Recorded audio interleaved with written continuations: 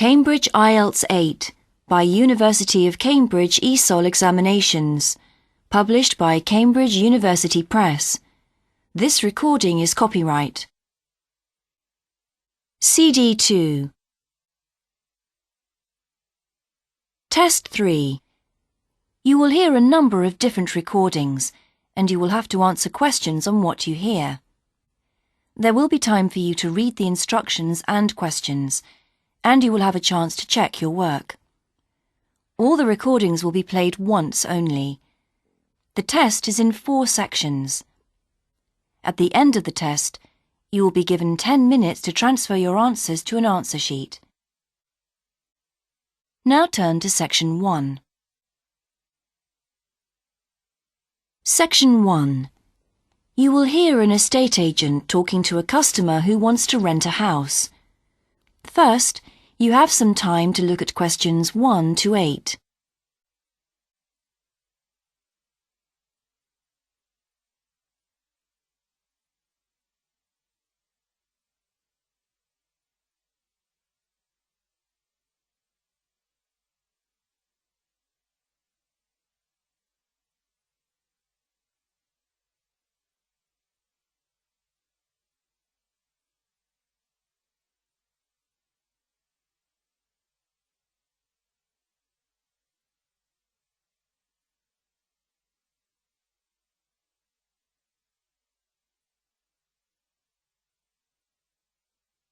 You will see that there is an example that has been done for you. On this occasion only, the conversation relating to this will be played first. Good morning. How can I help you? Hello. I'm interested in renting a house somewhere in the town. Right. Could I have your name, please? Yes, it's Stephen Godfrey. And tell me how many bedrooms you're looking for. Well, we'd need 4 because I'm going to share the house with 3 friends. The number of bedrooms needed is 4, so 4 has been written in the space. Now we shall begin. You should answer the questions as you listen, because you will not hear the recording a second time. Listen carefully and answer questions 1 to 8. Good morning. How can I help you? Hello. I'm interested in renting a house somewhere in the town. Right. Could I have your name, please? Yes, it's Stephen Godfrey. And tell me how many bedrooms you're looking for. Well, we'd need 4 because I'm going to share the house with 3 friends. OK. There are several of that size on our books. They mostly belong to families who are working abroad at the moment. What about the location? It'd be nice to be central. Oh, that might be difficult, as most houses of that size are in the suburbs. Still, there are a few. What's your upper limit for the rent? We'd like something around £500 a month, but we could go up to £600 if we have to. But we can't go beyond that. Do you know how long you want to rent the house for? The minimum let is 6 months, as you probably realise. We're at college here for 2 years, and we don't want to have to move during that time if we can avoid it. Right. And how soon do you want to move in? All our lets start on the 1st of the month. Well, as soon as possible, really, so that means September 1st. OK. Let me have a look at what we've got. We have photographs of all the houses on our book, so you can get an idea of what they're like. There's this one in Oakington Avenue at £550 a month, combined living room and dining room with a separate kitchen. It doesn't have a garage, though you can park in the road. We'd prefer to have one if possible. Right. Then have a look at this house in Mead Street. It's got a very large living room and kitchen, bathroom, cloakroom. How much is it? That one's £580. It's very well furnished and equipped. It also has plenty of space for parking, and it's available for a minimum of a year. Oh, and there's a big garden. I don't think we could cope with that, to be honest. We'll be too busy to look after it. OK.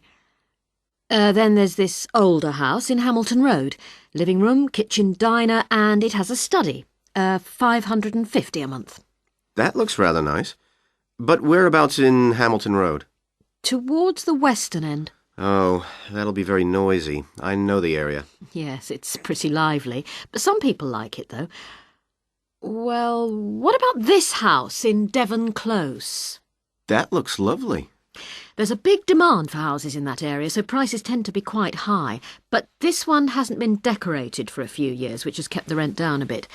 It's got a living room, dining room and small kitchen, and it's $595 a month.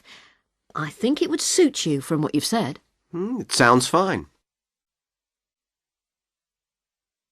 Before you hear the rest of the conversation, you have some time to look at questions 9 and 10.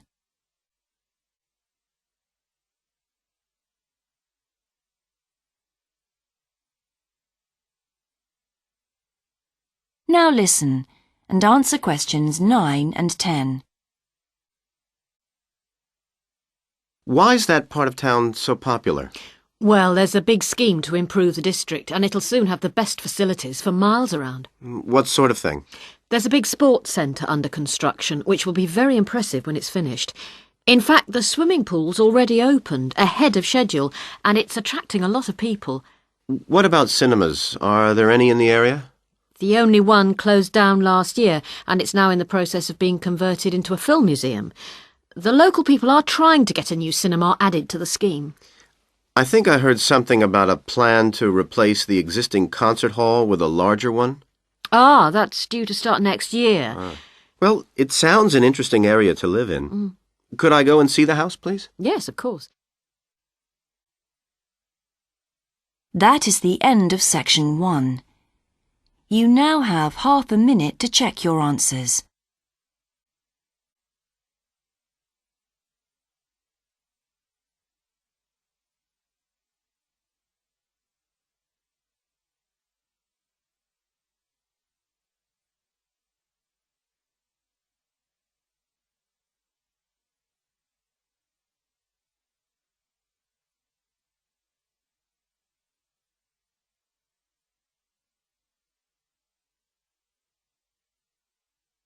Now turn to section 2.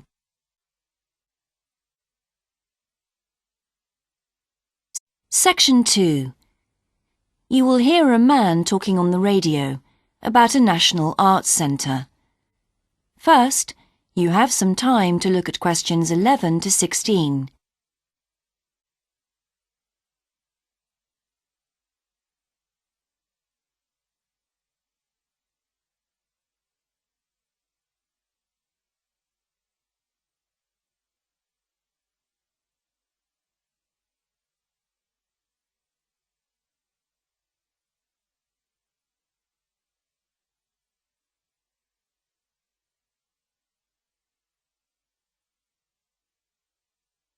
Now listen carefully and answer questions 11 to 16.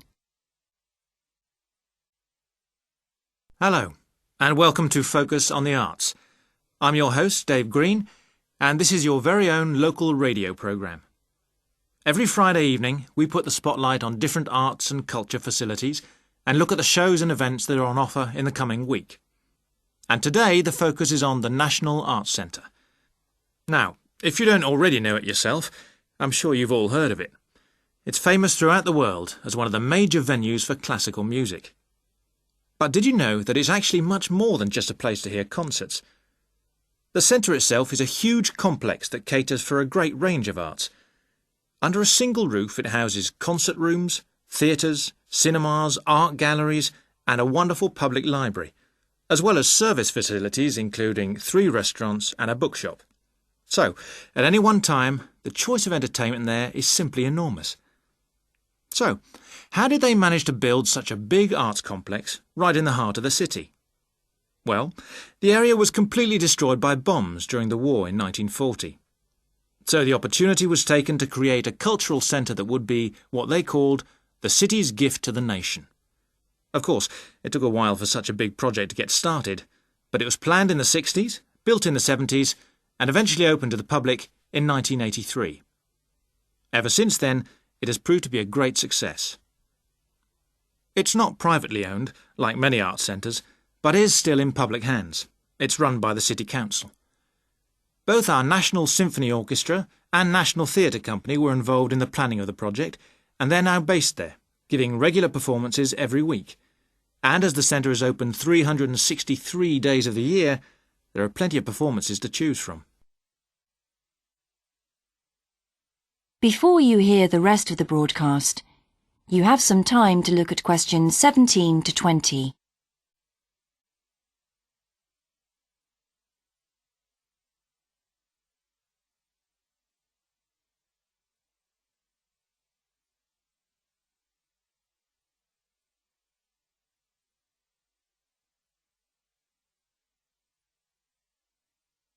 Now listen and answer questions 17 to 20.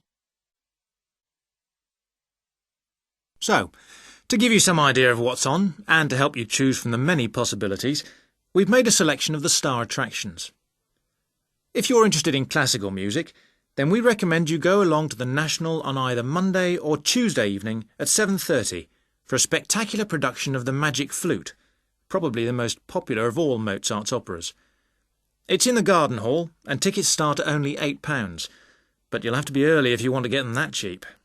And remember, it's only on for those 2 evenings. For those more interested in the cinema, you might like to see the new Canadian film, which is showing on Wednesday evening at 8 p.m. in Cinema 2, and that's called 3 Lives. It's had fantastic reviews, and tickets cost just £4.50, which is a reduction on the usual price of £5.50. So, it's really good value, especially for such a great movie. But you can see the centre's main attraction at the weekend, because on Saturday and Sunday, 11 a.m. to 10 p.m, they're showing a wonderful new exhibition that hasn't been seen anywhere else in Europe yet. It's a collection of Chinese art called Faces of China. That's in Gallery 1, and it has some really fascinating paintings and sculptures by leading artists from all over China. And the good news is that it's completely free, so don't miss it. So why not go along to the National Arts Centre next week for one or all of these great events? And you can always pick up a programme and check out all the other performances and exhibitions on offer, or coming soon, on almost every day of the year. Next week, we'll be looking at the new Museum of Science. That is the end of section 2. You now have half a minute to check your answers.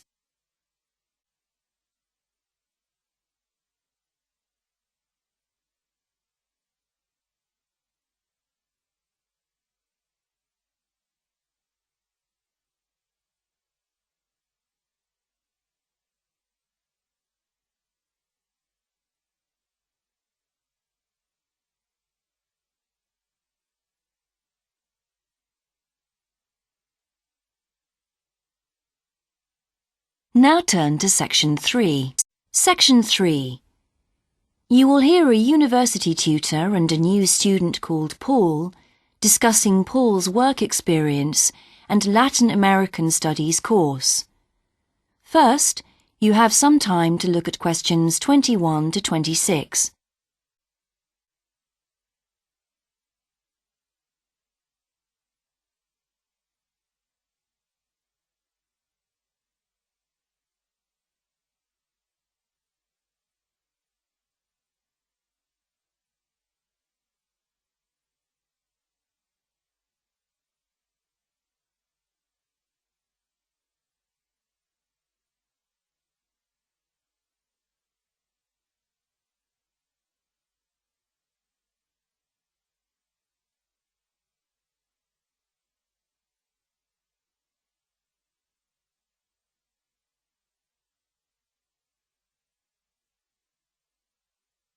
Now listen carefully and answer questions 21 to 26.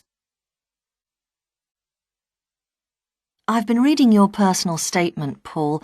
First, let's talk about your work experience in South America. What took you there? Was it to gain more fluency in Spanish? Well, as I'm combining Spanish with Latin American studies, my main idea was to find out more about the way people lived there. My spoken Spanish was already pretty good, in fact. So you weren't too worried about language barriers? No. In fact, I ended up teaching English there, although that wasn't my original choice of work. I see. How did you find out about all this? I found an agency that runs all kinds of voluntary projects in South America. What kind of work? Well, there were several possibilities. You mean construction, engineering work? Yes, getting involved in building projects was an option. Then there was tourism, taking tourists for walks around the volcanoes, which I actually chose to do, and then there was work with local farmers. But you didn't continue with that project. Why not? Because I never really knew whether I'd be needed or not. I'd thought it might be difficult physically, but I was certainly fit enough.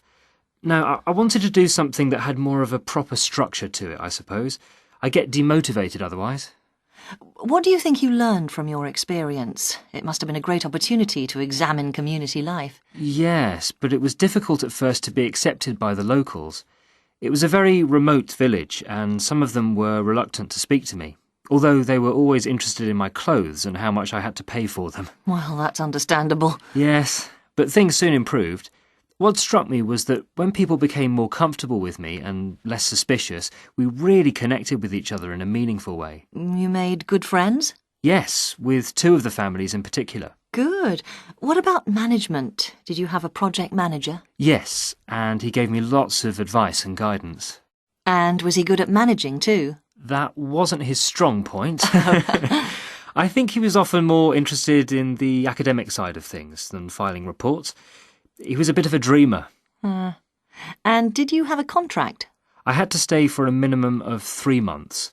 My parents were surprised when I asked to stay longer, 6 months in the end.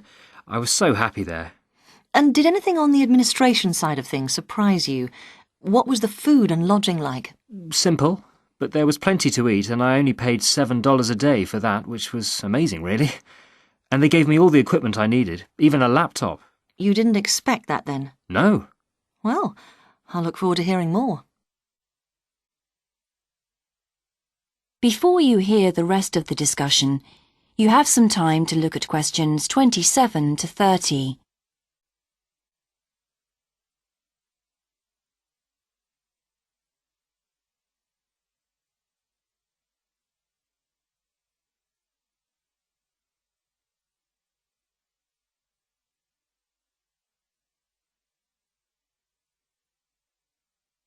Now listen and answer questions 27 to 30. But now let's look at these modules. You'll need to start thinking about which ones you'll definitely want to study. The first one here is Gender Studies in Latin America. It looks at how gender analysis is reconfiguring civil society in Latin America. Women are increasingly occupying positions in government and in other elected leadership positions in Latin America. I think you'd find it interesting. If it was to do with people in the villages rather than those in the public sphere, I would. OK. What about second language acquisition? Do you think I'd find that useful? Well, you've had some practical experience in the field. I think it would be. I hadn't thought about that. I'll put that down as a definite then. OK. What about Indigenous women's lives? That sounds appropriate. I thought so too, but I looked at last year's exam questions and that changed my mind. Don't judge the value of the course on that. Maybe talk to some other students first, and we can talk about it again later. OK. Yes, and lastly, will you sign up for Portuguese lessons? My Spanish is good, so would I find that module easy? Not necessarily. Some people find that Spanish interferes with learning Portuguese, getting the accent right too. It's quite different in a lot of ways. Well, I'd much sooner do something else then. All right. Now, what we need to do is make a... That is the end of section 3. You now have half a minute to check your answers.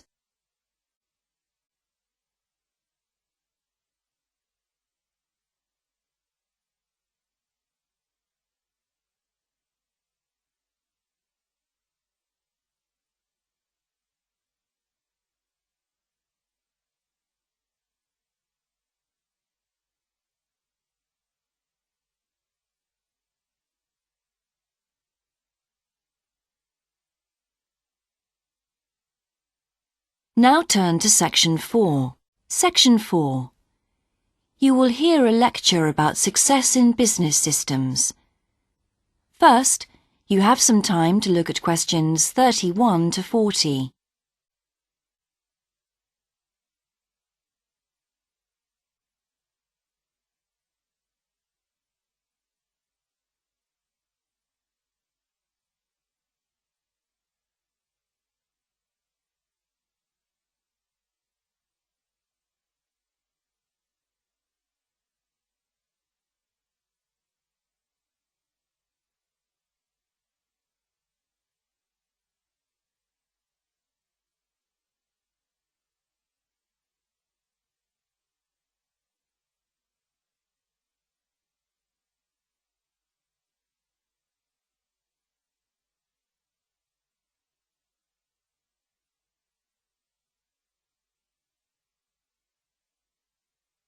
Now listen carefully and answer questions 31 to 40.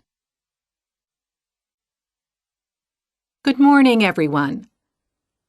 In the last few lectures, I've been dealing with business finance, but now I'm going to move on to business systems. And in today's lecture, I'm going to talk about what can go wrong when businesses try to copy their own best practices. Once a business has successfully introduced a new process, managing a branch bank, say, or selling a new product, the parent organization naturally wants to repeat that success and capture it, if possible, on a bigger scale. The goal, then, is to utilize existing knowledge and not to generate new knowledge. It's a less glamorous activity than pure innovation, but it actually happens more often, as a matter of fact. However, surprisingly, getting things right the second time is not necessarily any simpler than it was the first time. Now, there's been a lot of research into how companies can repeat their previous successes, and it certainly hasn't been confined to the United States. It seems that most large industries are trying to repeat their own successes and manage the knowledge they've acquired. But even so, it has been shown that the overwhelming majority of attempts fail. A host of studies confirm this, covering a wide range of business settings: branch banks, retail stores, real estate agencies, factories, call centers, to name but a few. So why do so few managers get things right the second or third time? Let's consider one reason for failure: placing too much trust in the people who are running the successful operation, the experts, shall we say. Managers who want to apply existing knowledge typically start off by going to an expert, such as the person who designed and is running a successful department store, and picking their brains. Now, this approach can be used if you want to gain a rough understanding of a particular system, or understand smaller, isolated problems. The trouble is, even the expert doesn't fully grasp the whole thing, because when it comes to complex systems, the individual components of the process are interwoven with one another. The expert never has complete access to the necessary information. And the situation's complicated even further by the fact that experts are usually not aware of their own ignorance. The ignorance can take various forms. For instance, a lot of details of the system are invisible to managers. Some may be difficult to describe, learned on the job, and well known by workers, perhaps, but impossible to describe in a way that's helpful. And there are some things that people know or do that they're not even aware of.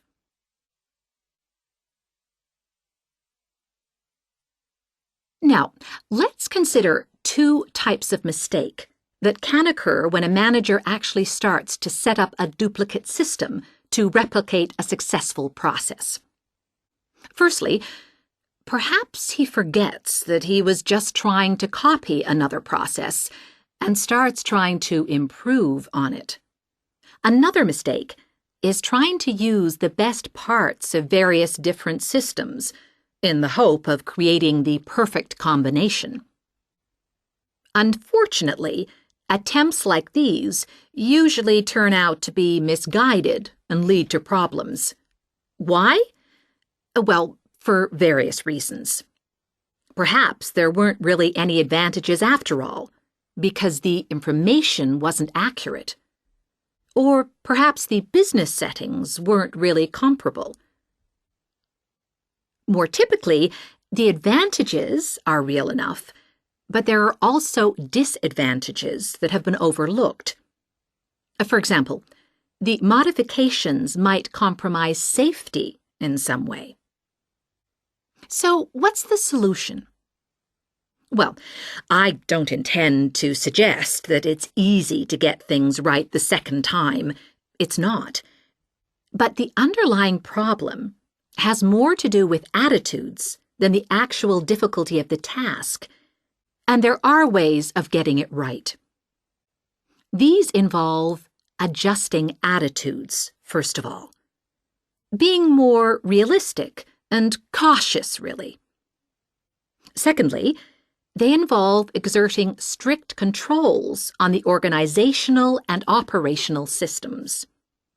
And this, in turn, means copying the original as closely as possible. Not merely duplicating the physical characteristics of the factory, but also duplicating the skills that the original employees had.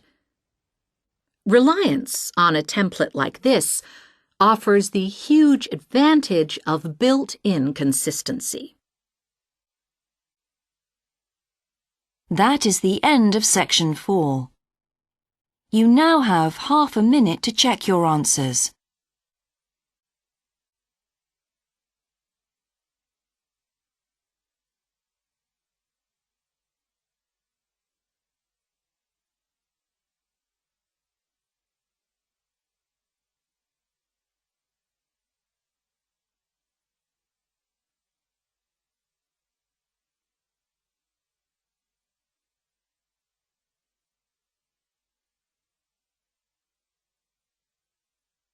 That is the end of the listening test.